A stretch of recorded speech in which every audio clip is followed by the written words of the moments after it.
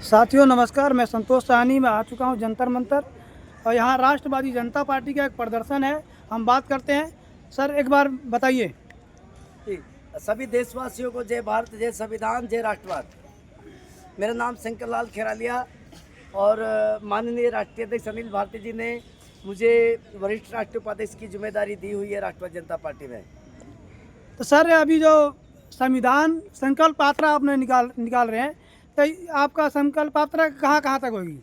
ये संकल्प यात्रा पहले 2018 में 1 जनवरी को शुरू हुई थी। पूरे भारत में इसका संचालन हुआ, पद यात्राएँ भी की गई और अब ये यहाँ पे दिल्ली में पूरी 70 विधानसभा में और 250 वार्डों में ये संकल्प यात्रा भी निकलेगी और फिर देश के अलग अलग कोनों में भी ये संकल्प यात्रा भी जाएगी।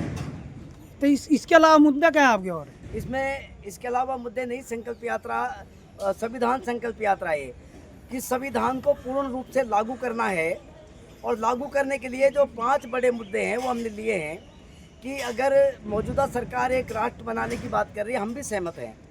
एक राष्ट्र की जो कल्पना कर रही है सरकार, हम उसका धन्यवाद करते हैं, लेकिन एक राष्ट्र में समान शिक्षा और समान अधिकार लोगों के पास होना चाहिए। फिर जो जातिवाद है, इसके लिए आर्टिकल 13 पे कानून बनना चाहिए जिसमें पुरानी रूढ़ी और प्रथाओं को शून्य कर दिया गया है और ये जातिवाद को, धर्मवाद को जो बढ़ावा जो दिया जा रहा है, तो देश धर्मनिरपेक्ष रहना चाहिए। सर तो जातिवादी तो सारी पार्टियां कर रही हैं। कर रही है, तभी तो हम ये मुद्दा बनाया कि राष्ट्रवादी जनता पार्टी चाहती है देश धर्मनिरपेक्ष रहे, सबको समान अधिकार होना चाहिए, मानव एक समान होना चाहिए। जब सबको अधिकार बराबर मिलेगा तो ना कोई छोटा बड़ा नहीं रहेगा, कोई किसी से ऊंच नीच नहीं करेगा, कोई किसी का शोषण नहीं करेगा, कोई बेगारी नहीं करेगा, कोई मालिक नहीं होगा, तो ये सब समस्या ठीक हो जाएगी।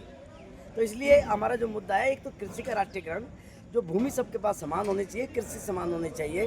दूसरा है कि जो नेता काम ना करे जी, जिसको हम चुन के भेजते हैं 5 साल, वो खूब ऐशप्रस्ती करता है, उसको तनख्वाह दी जाती है, टीए दिया जाता है, कार बंगला दिया जाता है, अगर काम ना करे तो जनता के पास में उसको हटाने का अधिकार होना चाहिए। उसको बोलते हैं राइट टू रिकॉल। सर वो तो मालिक है, आपने चुन के भेजा, उसको मालिक बना दिया। मालिक नहीं है। आर्टिकल 326 में लिखा हुआ है कि देश के नागरिकों को मताधिकार दिया गया है और जो मताधिकार से लोक सेवक को चुन के और देश के सर्वोच्च संस्था संसद में और विधानसभा में भेजेंगे, यानी जनता मालिक है। आर्टिकल 326 के तहत वो नौकर बना के भेजते हैं, ये नौकर है, इनको तनख्वाह मिलती है जनता के टैक्स के पैसे से, तो इनको अगर ये काम ना करें तो उसको हटाने का अधिकार भी। एक उदाहरण के तौर पे, मेरी दुकान पे या मेरे घर में रसोई में अगर मैं किसी को बावर्ची रख लूँ और मैं भिंडी की सब्जी नहीं खाता और मैं नमक भी नहीं खाता और वो 1 डब्बा नमक डालकर भिंडी में ठोक कर मेरे मुंह में डंडे से ठोकेगा, तो मैं क्या उसको नौकरी पर रखूँगा? ये सरकार ये कर रही है कि मैं भिंडी नहीं खाता, मेरे और नमक का डब्बा ठोक के मेरे को डंडे से मेरे मुंह में ठोका जा रहा है।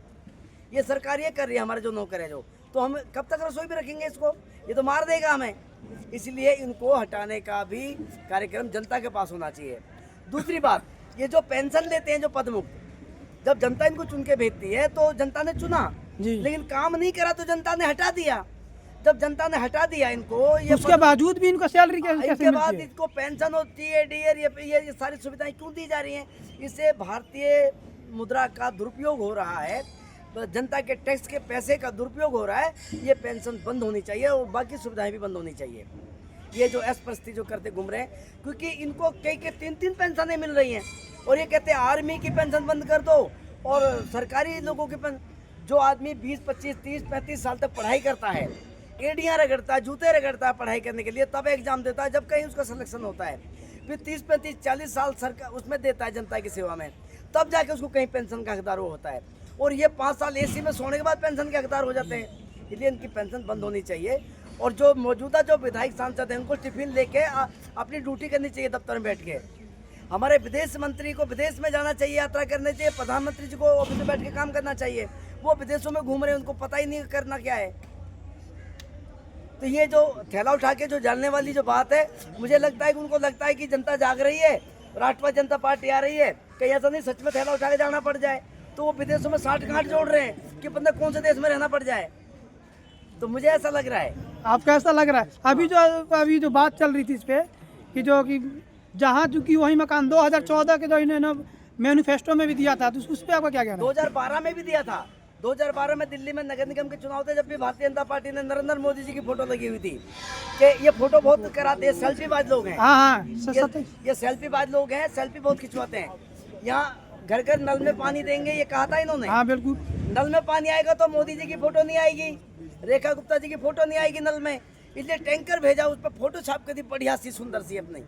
ये सेल्फीबाज लोग हैं, क्योंकि टैंकर सर अब तक पानी साफ आ रहा है बिल्कुल। कहाँ? अब तो पूरे दिल्ली में पानी साफ आ रहा, सरकार चेंज होगी पानी साफ हो गया। कहाँ पे? पूरी दिल्ली में पानी साफ हो गया। पानी का आप वो करा दीजिए सर्च। ये जो पहली बात, इनका हेल्थ डिपार्टमेंट काम नहीं कर रहा है। बीजेपी क्या कहते हैं हम पूरे दिल्ली में पानी साफ दे रहे हैं। ऐसा लग रहा है मलेरिया डिपार्टमेंट के सो गया है जाके एयर कंडीशन में, कहीं किसी रूम में सुला दिया है बढ़िया से।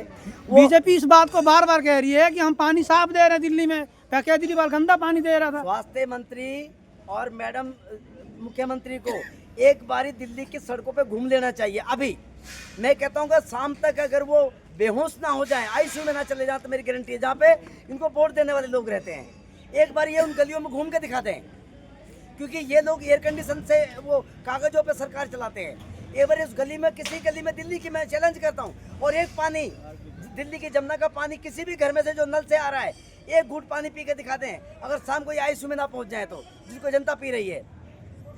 ये झूठ बोलने वाले लोग हैं, झूठ बोलने वाले लोग। अभी जब इसके अंदर फिर केजरीवाल भी झूठ बोलते थे। केजरीवाल इनसे वो तो, अरे एक महीने में केजरीवाल ने 200 करोड़ रुपए खा गया। वो कह रहे जमुना सफाई कर दी, क्या किया? वो 10-20-50 कर्मचारी लगा के वो जमुना में फूल पत्ते निकलवा दिए 200 करोड़ रुपए में। ये तो महा झूठे भाई देश के। आप अगर आपकी पार्टी को अगर जनता अगर सपोर्ट करती है, अगर सरकार में आते तो आप क्या करेंगे? 100% भारत का संविधान लागू करेंगे, 100% जनता को मालिक बनाएंगे, और जो लोक सेवक हैं वो नौकर रहेंगे। कहीं फिर केजरीवाल की तरह पलट तो नहीं जाएंगे? ये जो फोटो जो देख रहे हैं लोकनायक जयप्रकाश नारायण जी की, ऐसे नहीं लगी है। ये दुनिया में ऐसा नहीं कि नहीं है, ये हैं आज भी, हम सब के अंदर जिंदा हैं। इनके जूते का डर सबको लगता है। इनसे तो ये इंदिरा गांधी जी को हरा दिया था, इसको कहते कुत्ता भी जीत जाता है, उसको तो पट्टा डाल दिया। तो जब उनको हरा सकते हैं तो फिर हमारी कोई औकात नहीं। इनका भय है। इधर डॉक्टर अम्बेडकर जी, इनका भय है। इनके जो भय के साए में जो लोग काम करते हैं, जो इनसे प्रेम करते हैं, वो कह रहे भय बिन प्रीत नहीं, तो इनके जो साए में जो काम करते हैं वो लोग ऐसे झूठे फरेबी आदमी नहीं होते हैं।